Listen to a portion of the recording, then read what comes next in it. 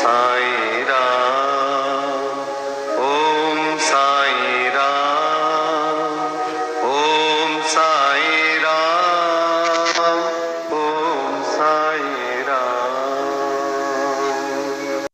अध्याय 26 भक्त पंत हरिश्चंद्र पितले और गोपाल अंबेडकर की कथाएं।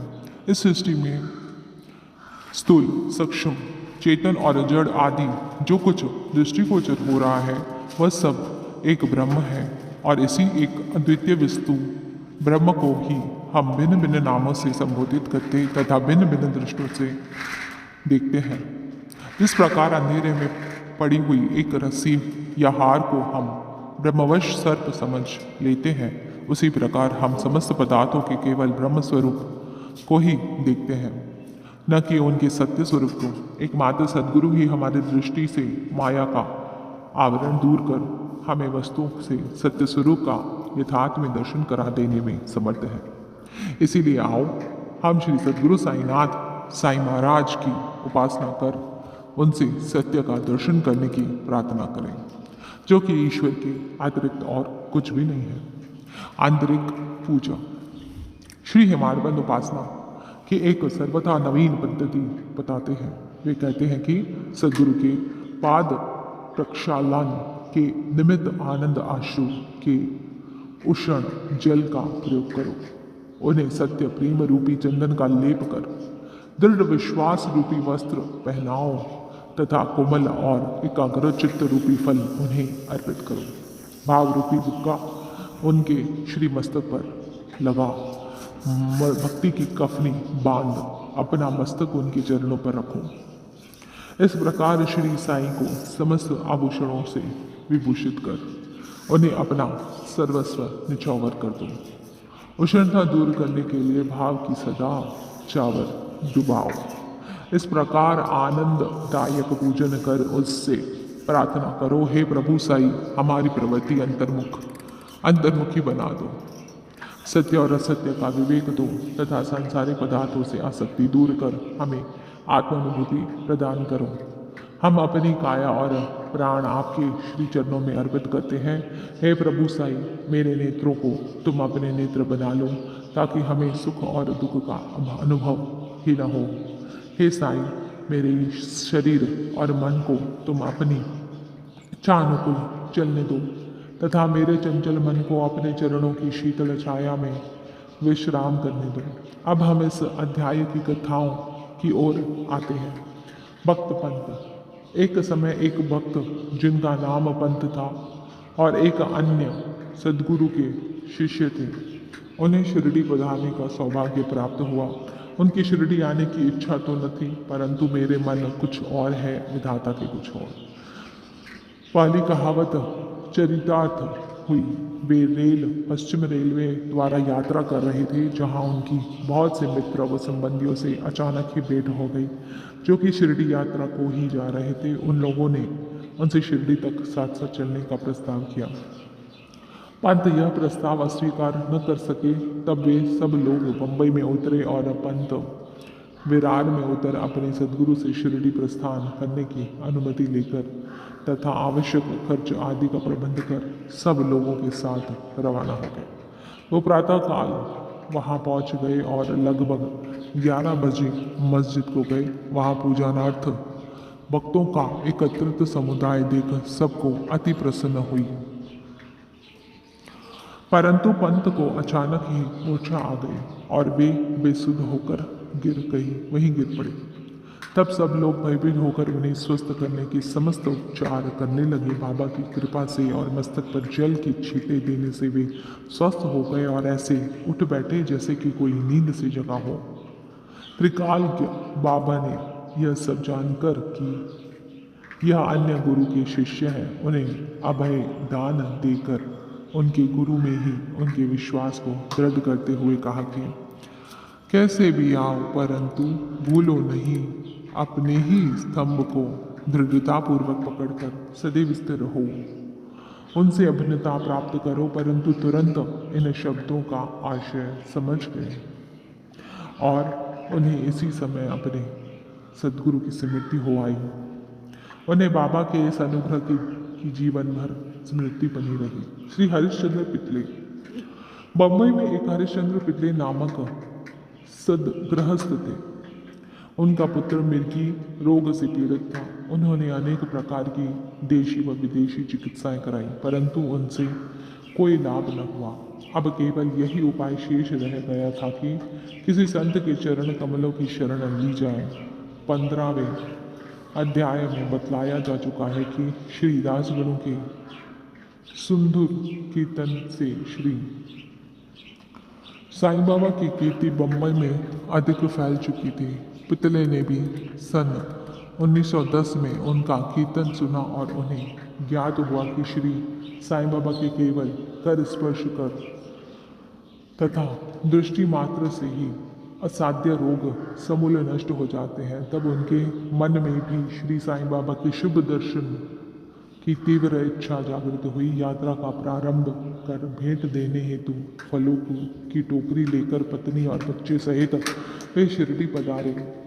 मस्जिद पहुंचकर उन्हें चरण वंदना की तथा अपने रोगी पुत्र को उनके श्री चरणों में डाल दिया। बाबा की दृष्टि उस पर पड़ते ही उसमें एक विचित्र परिवर्तन हो गया। बच्चे ने आंखें फेर दी और बेसुध होकर गिर पड़ा। उसके मुंह से झाग निकलने लगा तथा शरीर पसीने से भीग गया और ऐसी आशंका होने लगी कि उसके प्राण निकलने ही वाले हैं। यह देखकर उसके माता पिता अत्यंत निराश होकर घबराने लगे। बच्चे को बहुधा थोड़ी मूर्छा तो अवश्य आ जाया करती थी, परंतु यह मूर्छा दीर्घ काल तक रही।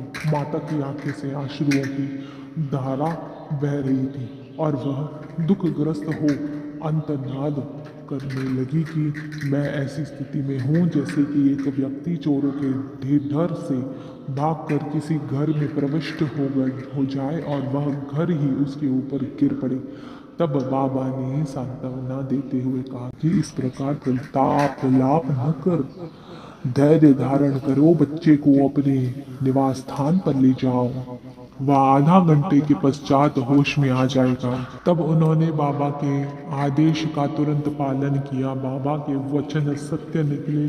जैसे ही उसे वाड़े में लाए कि बच्चा स्वस्थ हो गया और पितले परिवार पति पत्नी व अन्य सब लोगों को महान हर्ष हुआ और उनका संदेह दूर हो गया। श्री पितले अपनी धर्मपत्नी सहित बाबा के दर्शनों को आए और अति विनम्र होकर आदरपूर्वक चरण वंदना कर पाद सेवन करने लगे। मन ही मन वे बाबा को धन्यवाद दे रहे थे। तब बाबा ने मुस्कुरा कर कहा कि क्या तुम्हारी समस्त विचार और शंकाएं मिट गई?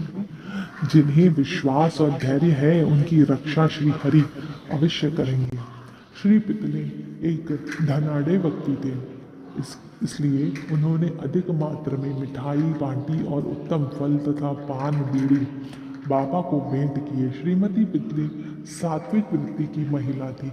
वे एक स्थान पर बैठकर बाबा की ओर प्रेम पूर्वक दृष्टि से निहारा करती थी। उनकी आंखों से प्रसन्नता के आंसू गिरती। उनका मृदु और सरल स्वभाव देखकर बाबा अति प्रसन्न हुए। ईश्वर के समान ही संत भी भक्तों के अधीन हैं। जो उनकी शरण में जाकर उनका अनन्य भाव से पूजन करते हैं, उनकी रक्षा संत करते हैं। शिरडी में कुछ दिन सुखपूर्वक व्यतीत कर पितले परिवार ने बाबा के समीप मस्जिद में जाकर और चरण वंदना कर शिरडी से प्रस्थान करने की अनुमति मांगी। बाबा ने उन्हें उदी देकर आशीर्वाद दिया। पितले को पास बुलाकर वे कहने लगे, बापू, पहले मैंने तुम्हें 2 रुपए दिए थे और अब मैं तुम्हें 3 रुपए देता हूँ। इन्हीं अपने पूजा गृह में रखकर नित्य इनका पूजन करो, इससे तुम्हारे कल्याण होगा। श्री पितले ने उन्हें प्रसाद स्वरूप ग्रहण कर बाबा के पुनः साष्टांग प्रणाम किया तथा आशीष के लिए प्रार्थना की। उन्हें ये विचार भी आया कि प्रथम अवसर होने के कारण मैं इसका अर्थ समझने में असमर्थ हूँ। 2 रुपए मुझे पहले कब दिए थे? वे इस बात का स्पष्टीकरण चाहते थे, परंतु बाबा मौन ही रहे। बम्बई पहुंचने पर उन्होंने अपनी वृद्ध माता को शिरडी की विस्तृत वार्ता सुनाई और उन 2 रुपए की समस्या भी उनसे कही। उनकी माता को भी पहले पहले तो कुछ समझ में न आया, परंतु पूरी तरह विचार करने पर उन्हें एक पुरानी घटना की स्मृति हो आई, जिसने यह समस्या हल कर दी। उनकी वृद्ध माता कहने लगी कि जिस प्रकार तुम अपने पुत्र को लेकर श्री साईं बाबा के दर्शनार्थ गए थे, ठीक उसी प्रकार तुम्हें लेकर तुम्हारी पिता अनेक वर्षों पहले अक्कलकोट महाराज के दर्शनार्थ गए थे। महाराज पूर्ण सिद्ध योगी त्रिकाल यह और बड़े उदार थे।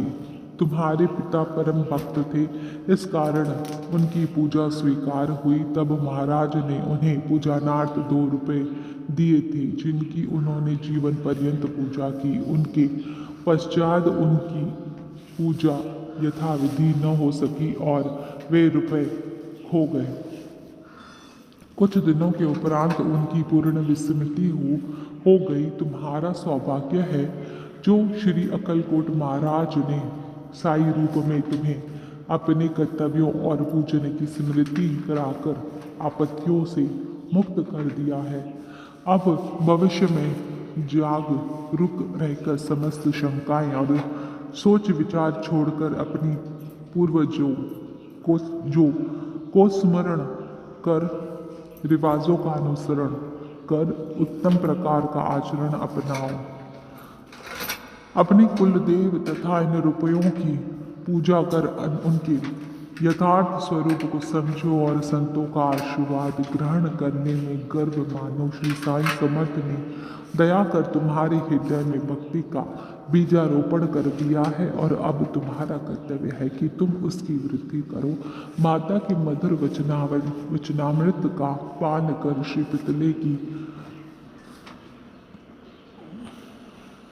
श्री पितले को अत्यंत हर्ष हुआ। उन्हें बाबा की सर्वकालज्ञता विदित हो गई और उनके श्री दर्शन का भी महत्व ज्ञात हो गया। इसके पश्चात वे अपने व्यवहार में अधिक सावधान हो गए।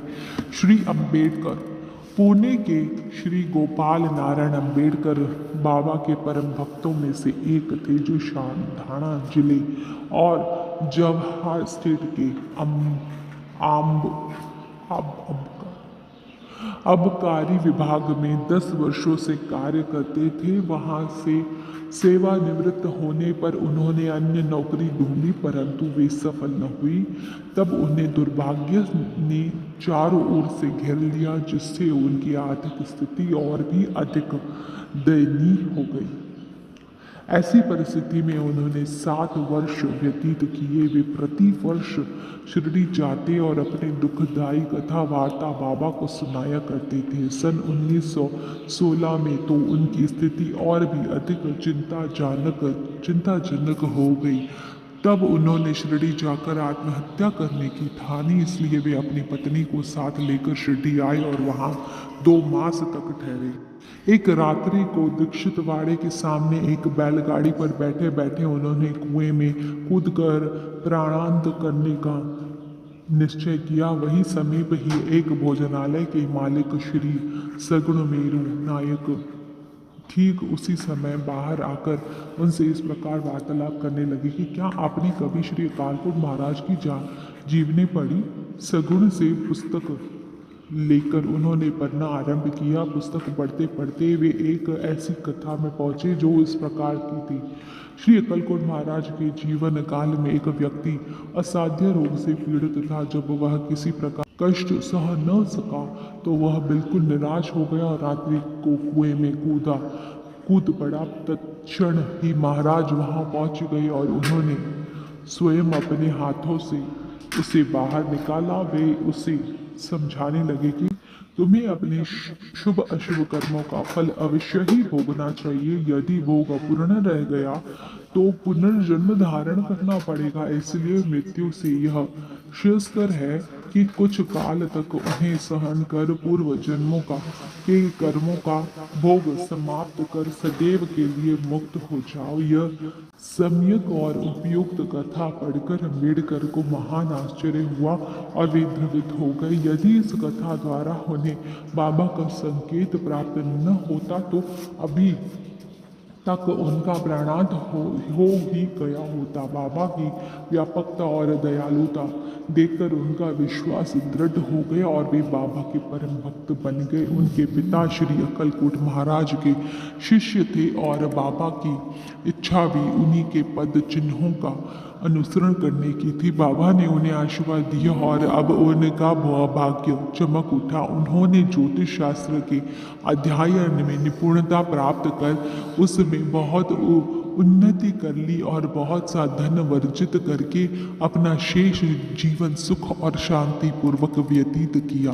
श्री सद्गुरु साईनाथ परमस्तु शुभम भवतु। श्री सच्चिदानंद सद्गुरु साईनाथ महाराज की जय।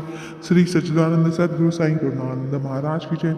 श्री सच्चिदानंद सद्गुरु जगत गुरु बाल योगीराज साई नारायण महाराज की जय। साई लीलावती माता की जय। ओम